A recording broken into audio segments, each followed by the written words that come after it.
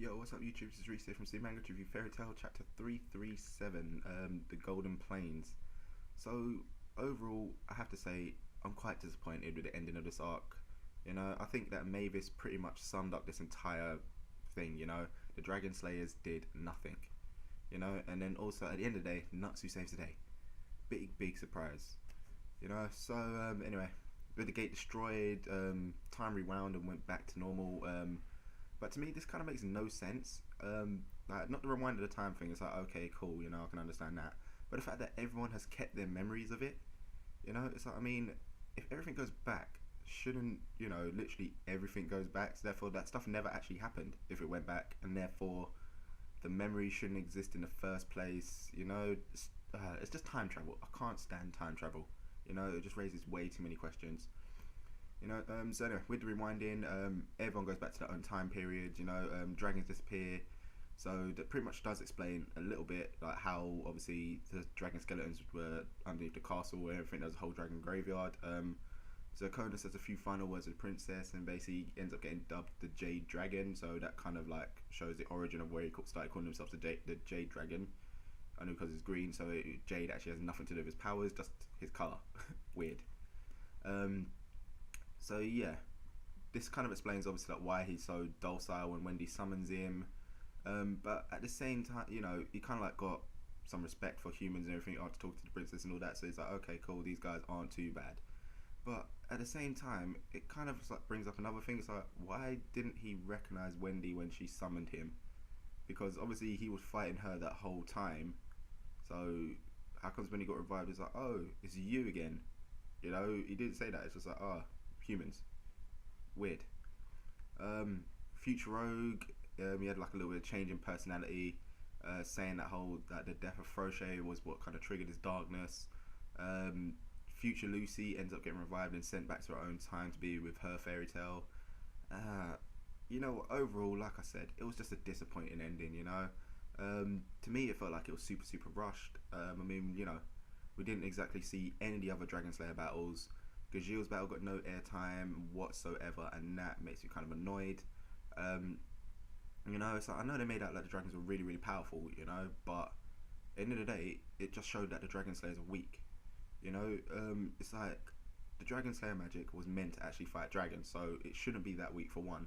And for two, you have like what, 3 generations worth of different Dragon Slayers. You got normal Dragon Slayers infused with Larkma, and then you got whatever the hell Sting and Rogue are. Therefore, in theory, they should be even more powerful than the old-time Dragon Slayers that were used to face dragons back in the day, which is obviously like 400 years ago, which those dragons are from the time period of. It's just really annoying. It's like they all got nerfed. They should have been able to kind of like not decimate the dragons, but at least be on kind of like equal footing, so that both kind of like fight equally. But no, they just got defeat. They just got like asses handed to them. So it was really annoying. It's like and it was inevitable that Natsu was going to finish everything off, but at least give the others some airtime. Show them actually having their fight and everything. But no, didn't. So yeah, that ends this arc with all sunshine and rainbows. Not the way I would have ended it.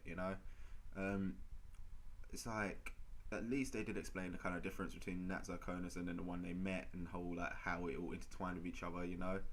But still, it's kind of just like, what the hell was going on, man? Give me some more to it. It's like, I don't know whether he got like told, what, you need to finish this arc now because it's losing ratings, or whether it was just because he got bored of it. But either way, it looked like quite a lot of this whole entire games arc has been just a disappointment, one disappointment after another. I think that the last good battle was probably what, like Natsu versus the 2 Dragon Slayers kind of thing. But then even then, it's kind of like, where did his massive power up come from? At least the whole Gajil versus Rogue was, it was a bit more down to earth, the whole battle. Grays, what's it, all the Fairy Tail group when they first started out, yeah, it makes sense. It makes sense how they would have won, because obviously Mavis is there kind of like tactically telling them what to do and everything.